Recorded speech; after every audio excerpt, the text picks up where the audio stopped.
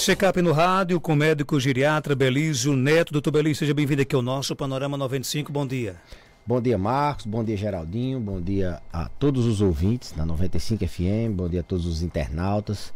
Uma satisfação, mais uma terça-feira, falar de um tema interessante aqui para saúde, para quem quer viver mais, viver com independência. E o nosso tema de hoje, tonturas e quedas na terceira idade. E aí? São duas palavras que têm assim um sinônimo, são parecidas, mas que são um pouquinho diferentes. O que elas têm de comum é que ambas alteram a mobilidade, né, do paciente idoso. E mobilidade é um dos pilares para uma vida saudável em qualquer faixa etária, mas os idosos, a mobilidade ela é um parâmetro de qualidade de vida, um parâmetro de saúde bastante importante. Quando você perde a mobilidade, você perde a capacidade de se transferir, ou você tem essa mobilidade reduzida, você tende a se isolar mais, você pode ter adoecimento mental, pode ter depressão, você tende a piorar esse ciclo de perda de independência, você cada vez mais vai andando menos, vai atrofiando mais a musculatura, vai perdendo massa óssea também, densidade óssea, a perda da mobilidade ou a limitação da mobilidade aumenta risco de quedas. Então, mobilidade é um parâmetro de fundamental importância para se manter bem, se manter saudável, e se manter independente e autônomo na terceira idade, na velhice, eu diria, na longevidade agora, né? Quem quer viver muito, não adianta só viver muito, tem que viver também com independência. Então, Marcos, desequilíbrio e tontura são uma das principais causas de perda de mobilidade. A tontura, ela é um termo mais amplo. Ela tem vários os tipos de tontura, né? Uma sensação não só de o mundo girar. A tontura é a sensação de instabilidade na postura, na marcha. E o desequilíbrio é um tipo de tontura, né? Existem vários tipos de tontura. Tem a vertigem, aquela que o paciente tem a sensação de desconforto, onde ele sente o mundo girar, onde ele sente uma coisa estranha na percepção da postura da cabeça. Então, resumindo assim mais ou menos grosseiramente, ele sente mesmo o mundo girar, né? E o desequilíbrio, então geralmente essa vertigem ela tem alguns tipos, né? A gente já falou aqui de vários tipos. Aquela vertigem que dá e passa, de rápida duração, que piora quando o paciente move a cabeça abruptamente, quando ele deita, quando levanta. Tem aquela vertigem que ele sente o mundo girar, mas demora mais um pouquinho, pode estar associada com zumbido, com perda auditiva. Ele sente a voz sair pelo ouvido, que é aquela doença de Meniere, né? A primeira tipo de vertigem, eu falei, a vertigem postural, e tem a própria clássica labirintite, que é a neuronite vestibular, que todo mundo conhece, mas na verdade as pessoas estão tratando de labirintopatias, porque a neuronite vestibular ela é um termo mais grave, mais raro de acontecer. Então são esses os tipos de vertigem, né? Mas então é um tipo de tontura, vertigem. A tontura também tem o tipo de desequilíbrio, que é esse que a gente vai tratar hoje, que é aquele onde o paciente não sente o mundo girar, não dá vontade de vomitar, não fica tonto direto. É aquela tontura que o paciente diz: doutor, não é uma tontura na cabeça, é uma tontura nas pernas, é um desequilíbrio, não consigo ter uma estabilidade na minha marcha. Então, esse desequilíbrio geralmente é multifatorial. Que é isso? Geralmente ele tem mais de uma causa.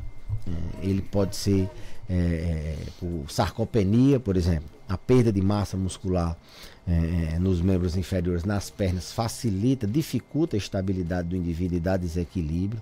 Os pés do idoso, que são uma entidade que a gente tem como prioritária quando a gente vai examinar o idoso, ele dificulta a estabilidade na marcha, se é um pé que tem uma dor, se é um pé que tem uma deformidade, se é um pé que tem um ferimento, se é um pé que não tem sensibilidade, ele facilita a gente perder o equilíbrio. A base do nosso organismo da marcha, da postura, do equilíbrio, é os pés. Então, o músculo pode estar o músculo está com menor massa muscular, está com menos força, o pé está deformado. Ele ter dor crônica, como por exemplo uma osteoartrose de joelho, de tornozelo, de quadril, limita a mobilidade, ele tem dificuldade no equilíbrio, pode ter perda das estruturas que inervam a perna por alguma doença, seja um diabetes, que dá neuropatia diabética, seja por uma hipovitaminose B12, por exemplo, seja por alterações vasculares, ele ter algum sintoma na perna que não mantenha ele com equilíbrio bom. Então o desequilíbrio ele pode ser multifatorial e ter causas nas pernas, né, nos órgãos efetores do equilíbrio, mas ele pode ter outras causas, como por exemplo doenças no cérebro, como por exemplo a doença cerebrovascular, pacientes que têm pequenas áreas de infartos cerebrais, de dificuldade circulatória, de isquemia cerebral, ele pode, em áreas que mexem com equilíbrio, pode ter também um desequilíbrio de origem cerebral, doenças, por exemplo, no cerebelo, doenças no labirinto, podem facilitar esse tipo de desequilíbrio, embora esteja mais associada com a vertigem, mas o órgão, as estruturas centrais que comandam a nossa postura, a nossa marcha, leia-se cérebro, leia-se labirinto, elas podem também estar alteradas. Além disso, causas externas, como por exemplo, uma bengala mal adaptada, um calçado mal adaptado, paciente que usa uma sandália havaiana e na verdade ele tem um desequilíbrio porque não está adaptado àquela sandália, um piso que ele não está tão adaptado, ele é acostumado a andar na casa dele, ele é mais seguro, quando ele sai ele fica mais inseguro. O paciente que tem histórico de queda, ele pode desenvolver um tipo de desequilíbrio que é aptofobia, o medo intenso de cair. Então são várias as causas de desequilíbrio. Na verdade, o desequilíbrio ele é multifatorial quase que na maioria das vezes. Então não é fácil avaliar nem tratar o desequilíbrio, porque não é uma doença de causa única. Ele é uma doença, ele é um sintoma que altera a mobilidade, que leva o idoso a perder independência, mas que você tem que ir tratando de um em um, tem que ajeitar aquela base do pé, tratar aquele ferimento, controlar a dor nas pernas, você tem que ver se ele tem alguma coisa central, se tem uma doença cerebrovascular, e se tem, você evitar dele ter novos eventos, você ver se esse paciente realmente não está tomando, eu esqueci de falar, mas medicamentos às vezes atrapalham o equilíbrio do indivíduo, período agora de muita gripe, o pessoal gosta muito de tomar antitussígeno, esses remédios para gripe que a gente vai na farmácia e sempre tem, e esses medicamentos eles têm substâncias que dão um sono e isso altera, deixa o indivíduo com mais facilidade de alterar seu equilíbrio. Então, Marcos, a perda da mobilidade ou a limitação da mobilidade, ela tem um componente importante, que é o equilíbrio, a postura, a marcha do indivíduo. Se ele tem alguma alteração que interfira nessa caminhada dele, nessa transferência dele de um lugar para outro, ele precisa ser abordado, haja vista que, como eu falei, não é só a perda da mobilidade, não é só o isolamento, a depressão, mas o alto risco de queda. A pessoa desequilibrada, ela tem o risco de cair, e quando essa pessoa é idosa, o osso dela não é mais, ela pode ter a vitalidade que tiver, ela pode ser jovem na aparência, a cirurgia plástica deixa as pessoas mais jovens, tem o espírito jovem, mas o osso dessa pessoa, ela tem 70, tem 80, tem 90 anos e ele é mais vulnerável a uma fratura. Então, manter-se equilibrado, controlar, tratar as causas do desequilíbrio é fundamental para que a gente possa manter essa independência. A tontura, ela pode ser um sintoma de doença mais grave ou não? Uhum. A tontura, Marcos, ela tem causas periféricas, que foram essas que eu falei, vertigem, desequilíbrio, pré-síncope, são vários os tipos, são causas periféricas, mas ela tem causas centrais também. Vamos dar um exemplo do mais extremo, um tumor cerebral, ele pode ter uma origem numa área que comanda o equilíbrio, por exemplo, no cerebelo ou alguma outra área. Um tumor cerebral ele pode ser a causa de um desequilíbrio, de uma tontura. Então, pode ser um sinal de causa central grave, um AVC, seja um sangramento, seja uma isquemia, um AVC isquêmico ou hemorrágico, sim, ele pode trazer, ele é uma doença grave que pode trazer alterações no equilíbrio do indivíduo, como do tipo tontura. Logicamente que não é o mais comum, não é o rotineiro, não é muito menos prevalente a incidência de tontura por um tumor cerebral. Mas a gente tem mecanismos, inclusive no exame físico, da gente ver se esse desequilíbrio, essa tontura, ela é central, ela tem alguma origem dentro do cérebro, central quando a gente diz mais grave, um problema estrutural dentro do cérebro, ou se ela é periférica, se é desses tipos que eu falei aqui, de desequilíbrio, de tontura, que tem outras origens e naturalmente elas têm outros tratamentos. Não é toda tontura que, vou tomar um remédio para tontura que eu vou ficar bem, não. A gente tem que pensar sempre no geralzão. Não, no geralzão não, eu tenho que pensar globalmente, é uma tontura, mas tem que buscar as causas, acertar o alvo para a gente poder tratar. Não adianta tratar todos os desequilíbrios e as tonturas com remédio para tontura, se o problema está na base do pé, se o problema está numa dor no quadril, se o problema está numa isquemia cerebral, se o problema está numa perda de massa muscular, numa perda de sensibilidade, numa perda de força nos membros inferiores, é um problema circulatório. Não adianta tomar remédio para tontura nesses casos. Quais são os exames para detectar a causa da tontura? A gente vai inicialmente examinar, eu digo assim, a gente começa examinando o paciente. Alguns testes já na consulta já indicam, já definem praticamente o diagnóstico, né? No caso, teste não vale a pena a gente dizer aqui o tipo de teste de Romberg, teste de a manobra de Dix-Hallpike, que são testes que a gente faz na consulta. Além da história detalhada, qual é o tipo de tontura, como é o senhor quando fica em pé ou a senhora, essa tontura aparece, é quando deita, dá e passa, você passa o dia todo tonto, essa tontura o mundo roda, dá vontade de vomitar, é mais nas pernas, você tem uma sensação de desfalecimento que você vai apagar quando você fica tonto, então você detalhar direitinho na anamnese, na entrevista e no exame físico, quando você vai botar a mão no paciente, você já consegue detectar a maioria, fazer aqueles testes que eu falei para afastar causa central ou periférica, você já consegue, na maioria das vezes, bater o martelo e fechar o diagnóstico.